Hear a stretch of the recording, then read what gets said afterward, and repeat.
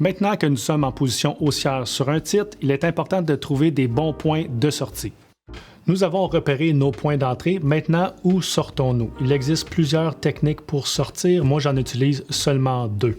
Donc, vous voyez ici à l'écran le graphique de Apple. Nous avons identifié nos points d'entrée comme je vous ai expliqué tantôt. Je vais mettre des flèches bleues pour vous aider. Vous voyez nos points d'entrée.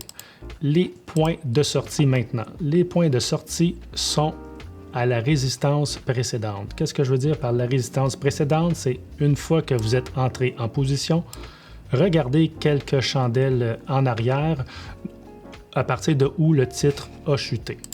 Donc, on peut voir clairement que c'est à partir d'ici que le titre a chuté. Donc, on prend le sommet, on se trace une ligne horizontale et on vient de définir notre résistance principale. Donc, une fois qu'on est en position, on regarde le titre monter et on sort à la résistance précédente.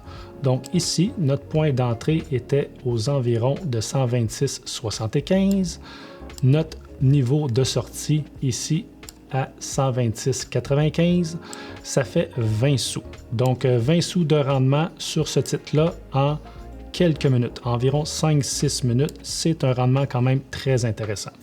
La deuxième technique de sortie, si vous voulez avoir un peu plus de profit, je suggère de couper votre sortie à 50% une fois à la résistance et l'autre 50%, la balance de nos actions. Si vous avez acheté 200 actions, vous sortez 100 actions à la résistance précédente et l'autre 100 actions, vous le sortez lorsque vous voyez une chandelle rouge.